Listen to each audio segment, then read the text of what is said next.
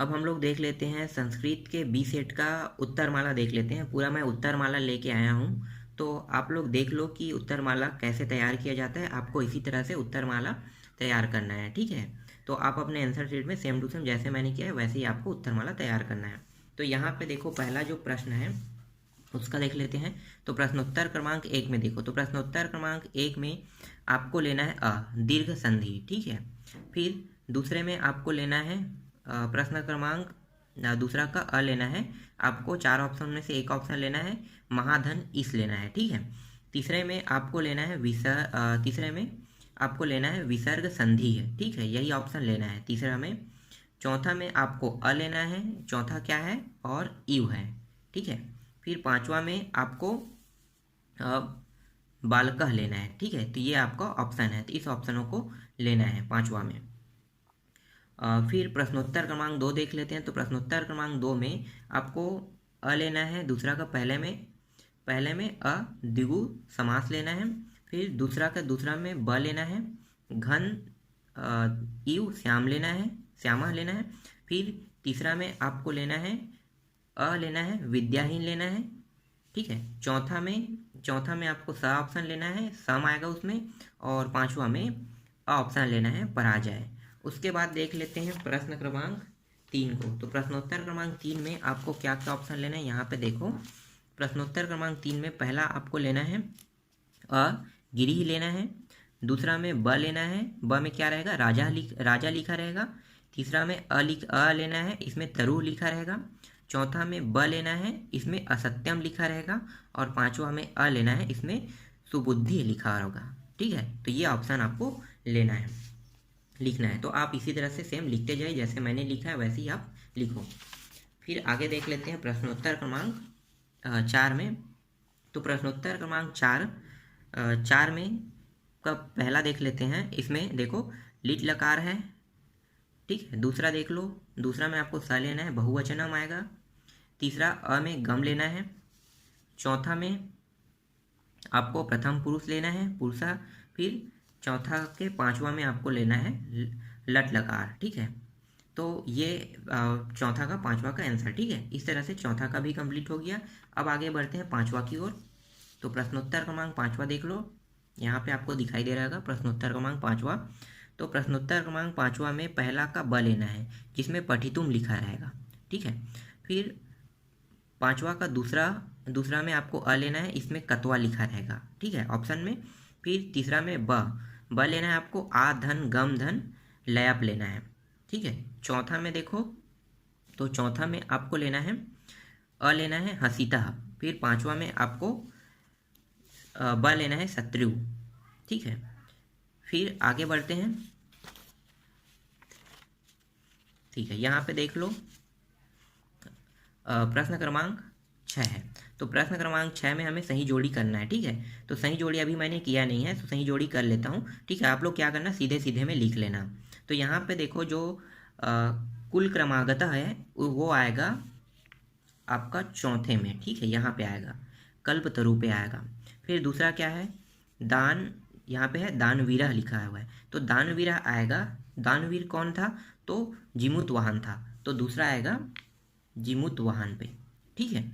तीसरा है निनादय आएगा। निनादय जो है एक वीणा बजाने वाला था, तो विराम आएगा, ठीक है, ये हो गया। फिर पांचवा है जटायु। जटायु किस काल का था, तो रामायण काल का था। तो ये इस तरह से ये ऑप्शन कंप्लीट हो गया, ठीक है। छठवां का आपको मिल गया है। अब आगे देखते हैं सातवां को।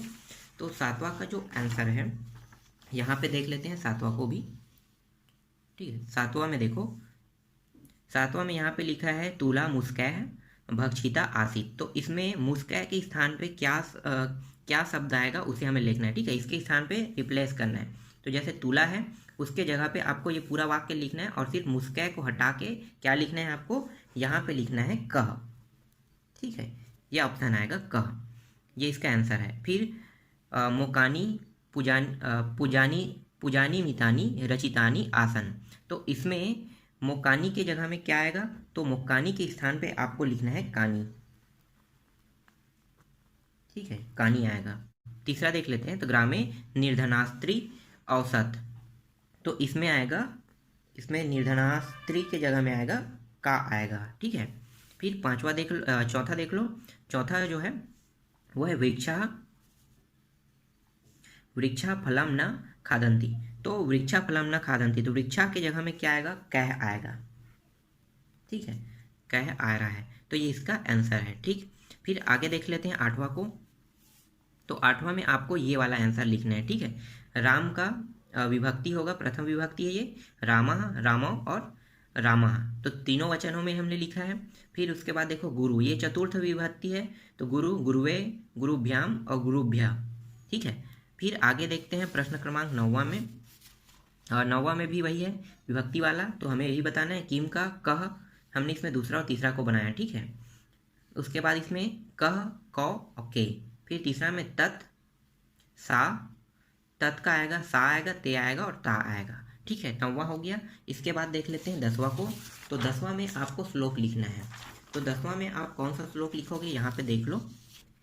यहाँ पे आपको 10वां में कोई कंठस्थ श्लोक लिखना है, तो इन दोनों श्लोकों को आप लोग लिख लेना, ठीक है।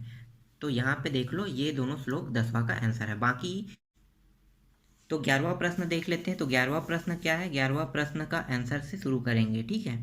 तो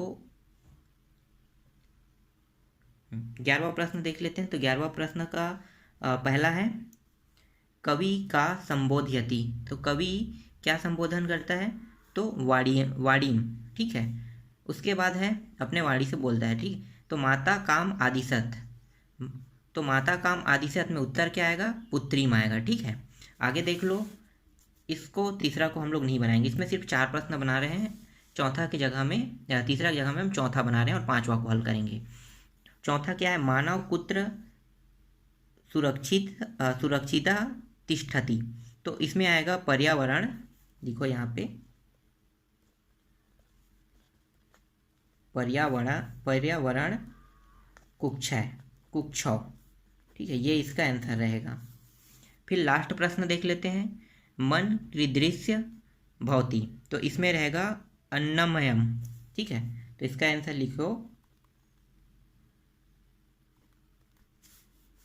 अन्नमयम, ठीक है, अन्नमयम, ये रहेगा इसका उत्तर, ठीक है। ये आपको पूरा आंसर मिल गया। तो इस तरह से 4 प्रश्न का आंसर हो गया। इसके बाद देख लेते हैं 13वां प्रश्न, 12वां प्रश्न। तो 12वां प्रश्न में आपको लिखना है एक एप्लीकेशन, ठीक है। तो किस चीज़ के लिए लिखना है हमें, अवकाश के लिए हम लोग ले रहे हैं। तो अवकाश वाले में आपको इस एप्लीकेशन को लिखना है। तो देख लो कहाँ तक दिखाई दे, यहाँ तक, ठीक है, यहाँ तक हो गया आधा। उसके बाद आधा और देख लो, ठीक है, यहाँ तक हो गया, ये हो गया, 2 सेट में आ गया। और एक सेट में लास्ट जो पॉइंट है दिनांक और ये लिखना है, उसको बाकी यहाँ पे देख लो, ठीक है, पूरा आ गया है। तो ये इस तरह से आपको एप्लीकेशन लिखना है, ठीक है। अवकाश के लिए एक लेटर लिख रहे हैं। इसके बाद देख लेते हैं 13वां प्रश्न। तो 13वां प्रश्न का जो आंसर है, हम लोग डायरेक्ट अब आंसर देख रहे हैं। यहाँ पे मैं सीधा आंसर लाया हूँ 13वां प्रश्न का। तो देखो कहाँ तक दिखाई दे रहा है, यहाँ तक दिखाई दे रहा है। तो ये 13वां का आंसर है, ठीक है, यहाँ तक हो गया। एक प्रश्न और होगा इसमें। अब यहाँ पे देखो ये रहा, ठीक है, पूरा का पूरा दिखाई दे रहा है आप लोगों को। तो इस उत्तर को आपको डायरेक्ट लिखना है, ठीक है। 13वां प्रश्न का ये उत्तर है। फिर 14वां प्रश्न को देख लेते हैं। तो यहाँ पे देखो 14वां प्रश्न है, यहाँ पे हमने भरा नहीं अभी तक, ठीक है, भरते जाएंगे यहाँ पे। तो देखो 14वां प्रश्न में क्या लिखा है, जीमूत वाहन खाली स्थान पुत्र अस्ति। तो जीमूत वाहन में क्या आएगा, इसमें आएगा जीमूत केतु।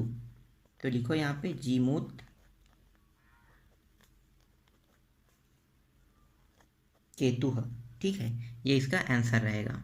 फिर दूसरा में देखो गीतिम में क्या आएगा, गीतिम के बाद देखो गातुम कथयति। तो इसमें आएगा मृदु, इसका आंसर होगा मृदु।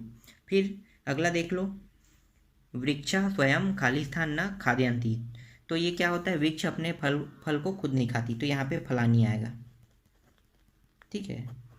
फिर अगला देख लो, नंदिना वारी खाली स्थान सज्जातम। तो इसमें आएगा मालिनम, ठीक है, तो मालिनम लिखो। फिर अंतिम प्रश्न देख लेते हैं। ऋषिकुल परंपराया ज्ञान प्राप्त्य खाली स्थान साधनानि सन्ति। तो इसमें आएगा त्रीणी, थोड़ा सा ऊपर कर लेते हैं, त्रीणी। ठीक, ये इसका आंसर रहेगा। तो इस तरह से पांचों का आंसर मिल गया है। उसके बाद देख लो 15वां प्रश्न को। तो 15वां प्रश्न का आंसर आपको ये वाला पूरा लिखना है। ठीक है, प्रश्नोत्तर क्रमांक 15 में आपको 4 प्रश्न दिखाई दे रहा है। इसके बाद एक प्रश्न और है, उसको भी देख लो, यहाँ पे आ गया। तो ये पूरा प्रश्न 15 का आंसर है। ठीक है, तो प्रश्नोत्तर क्रमांक 15 में आपको यही आंसर लिखना है। फिर प्रश्न क्रमांक 16 देख लेते हैं। तो प्रश्न क्रमांक 16 में हमें सिर्फ 3 प्रश्न बनाने थे। तो देखो तीनों प्रश्न मैं दिखा देता हूँ, पहला, दूसरा और तीसरा को हमने बनाया है। ठीक है, तो यही आंसर आपको प्रश्न क्रमांक 16 में लिखना है। उसके बाद देख लो प्रश्न क्रमांक 17 को। तो प्रश्न क्रमांक 17 का अ, ठीक है, प्रश्न क्रमांक 17 में 3 है, अ ब स। तो हम यहाँ पे अ बनाए हैं। तो अ में देखो कितना दिखाई दे रहा है, 3 प्रश्न दिखाई दे रहा है। इन तीनों प्रश्नों को आप लोग लिख लेना। यहाँ पे सभी शब्द अच्छे से दिखाई दे रहे हैं। ठीक है, जो शब्द दिखाई नहीं दे रहा होगा उसको कमेंट कर देना। तो ये प्रश्न क्रमांक 17 का अ का 3 प्रश्न आपको दिखाई दे रहा है, 2 प्रश्न और हैं। 2 प्रश्नों को यहाँ पे देखो। ठीक है, तो ये पूरा कंप्लीट हो गया। इसके बाद 17 देखते हैं। तो 17 जो है उसमें आपको ये सभी को लिखना है। ठीक है, ये 17 का है। 17 में भी आपको देखो 3 ही प्रश्न दिखाई दे रहे हैं, 2 प्रश्न और है इसमें। तो 2 प्रश्नों के उत्तर और है। ठीक है, सभी ये उत्तर सीट है ना, आंसर सीट है। तो यहाँ पे 2 प्रश्न और है, इनको भी देख लो। तो ये दोनों इसका आंसर रहेगा लास्ट में। ठीक है, चौथा और 5वां। फिर 18 देख लेते हैं। तो 18वां प्रश्नोत्तर क्रमांक 18 में देखते हैं। तो ये प्रश्नोत्तर क्रमांक 18 का अ है। इसमें देखो 3 प्रश्न आपको इसमें भी दिखाई दे रहे हैं, इन तीनों को लिखना है, ये इसका आंसर है। उसके बाद 2 प्रश्नों का आंसर यहाँ पे है। ठीक है, तो ये 2 प्रश्नों का आंसर है। फिर 18 में देखेंगे। तो 18 में आपको ये वाला आंसर लिखना है। ठीक है, ये 18 ब नहीं बनाया हूँ मैं, स बनाया हूँ। तो स में आपको ये वाला आंसर लिखना है। ठीक है, चौथा और एक प्रश्न और होगा, यहाँ पे सभी आ गए। तो देखो ये वाला प्रश्न का आंसर आपको 18 में लिखना है। ठीक है, 18 का आंसर है। फिर बच गया अंतिम। तो अंतिम में हमें निबंध लिखना है। ठीक है, तो निबंध में हम मम पाठशाला का लिख रहे हैं। तो यहाँ पे जो मम पाठशाला का निबंध है, ये पूरा 16 टॉपिक, इन सभी टॉपिकों को आपको लिखना है।